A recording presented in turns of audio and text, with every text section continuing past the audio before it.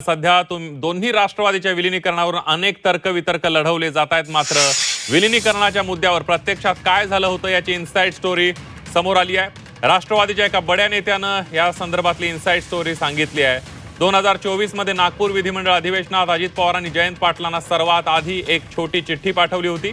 ती चिठ्ठी राष्ट्रवादीच्या विलीनीकरणाची नांदी ठरली होती। त्या छोट्याशा चिठ्ठीतून अजित पवार यांनी जयंत पाटलांना भेटायला बोलवलं होतं आणि त्यानंतर नागपूर अधिवेशन काळातच विलीनीकरणाबाबत गुप्त बैठका झाल्याचं राष्ट्रवादीच्या बड्या नेत्यानं सांगितलेलं आहे। विलीनीकरणाबाबत बैठकांची मालिका कशी सुरू झाली याची माहिती जाणून घेऊयात ग्राफिकच्या माध्यमातून।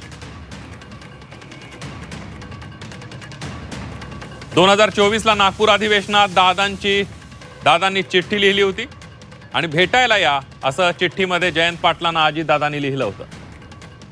भेटीमध्ये दोघांमध्ये विलीनीकरणाबाबत प्राथमिक चर्चा झाली। त्यानंतर मुंबईमध्ये जयंत पाटलांच्या घरी बैठका झाल्या। रात्री उशिरा जयंत पाटलांच्या घरी दोघांच्या बैठका झाल्या।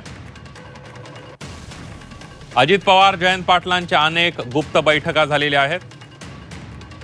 बैठकांमध्ये नंतर सुप्रिया सुळेही सहभागी झाल्या। शरद पवारांचा सहभाग नव्हता आणि विरोधही नव्हता।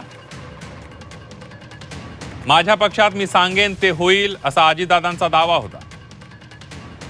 विलीनीकरणाच्या एकंदर 17 ते 18 बैठका झाल्याचा दावा राष्ट्रवादीच्या एका बड्या नेत्यानं केलेला आहे।